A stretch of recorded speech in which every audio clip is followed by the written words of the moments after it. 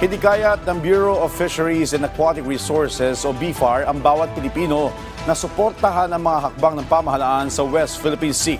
Ang detalye sa Balitang Pambansa ni Maine Odong ng PIA Calabarzon.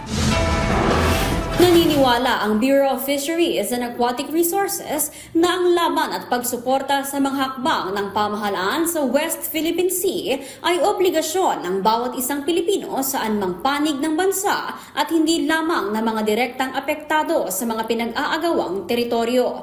Mahalaga raw ang papel ng bawat Pilipino sa pakikipagsimpatya sa mga mangingisdang nakakaranas ng karahasan sa Exclusive Economic Zone ng Pilipinas at sa mga kawaning naglilingkod upang itaguyod ang karapatan ng bansa. Mahalaga na yung ibang region halimbawa na hindi directly involved sa usapin ng West Philippine Sea, ang pwedeng gawin po doon ay itaas din po natin yung awareness, yung kaalaman ng ating mga kababayan kung ano po ba ang West Philippine Sea, bakit po nagkakaroon ng issue sa West Philippine Sea at bakit mahalaga po ito sa atin.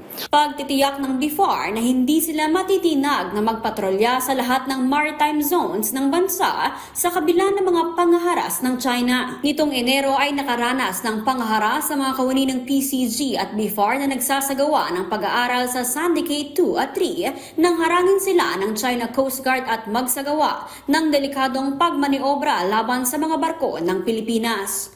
Hindi lamang maipapakita sa pagsunod sa mga batas at alituntunin ang pagiging makabayan. Ito rin ay maipapakita sa pagkakaroon ng pakialam sa mga isyong kinakaharap ng bansa. Mula sa PIA Calabarzon, Maine Odong, Balitang Pambansa.